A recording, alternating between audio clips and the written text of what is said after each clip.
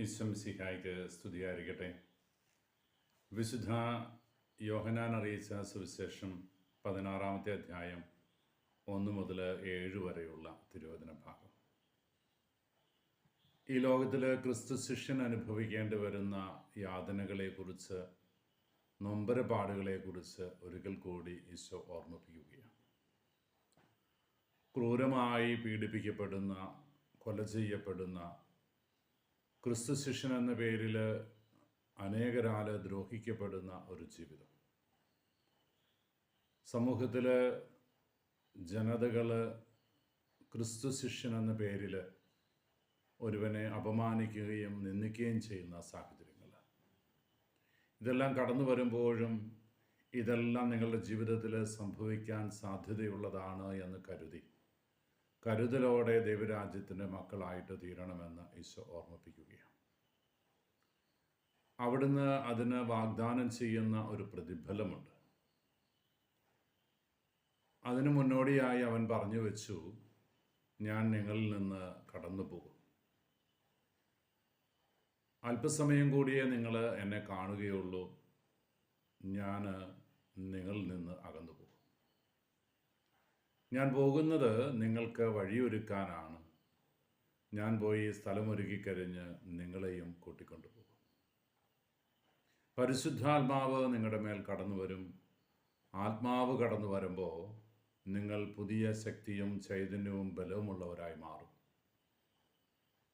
നിങ്ങളെ കൂട്ടിക്കൊണ്ടുപോകാനായി ഞാൻ കടന്നു വരുമ്പോൾ ആത്മാവിൻ്റെ ചൈതന്യത്താൽ നിറഞ്ഞ നിങ്ങൾ ലോകമെങ്ങും സുവിശേഷം പ്രസംഗിക്കുന്നവരായി മാറും. പ്രിയപ്പെട്ടവരെ, പ്രത്യാശയുടെ ഈ തിരുവചനം നമുക്ക് ഹൃദയത്തോട് ചേർത്ത് വയ്ക്കാം.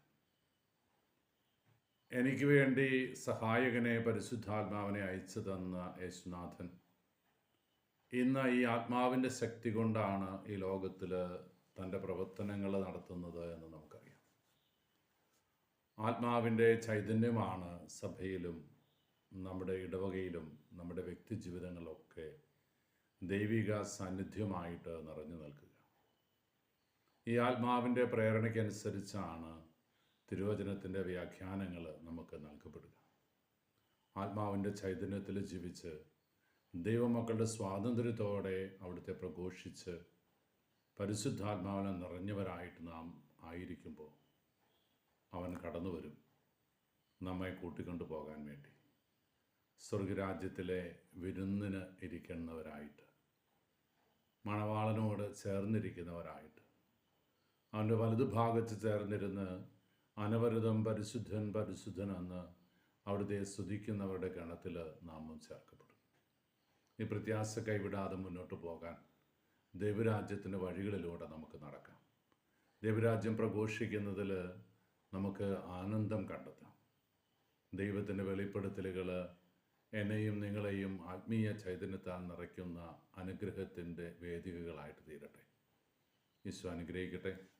കർത്താവ് ശംസിഹായുടെ കൃപയും പിതാവായ ദൈവത്തിൻ്റെ സ്നേഹവും പരിശുദ്ധാത്മാവിൻ്റെ സഹവാസവും നാം എല്ലാവരും കൂടി ഉണ്ടായിരിക്കട്ടെ, ഇപ്പോഴും എപ്പോഴും എന്നേക്കും.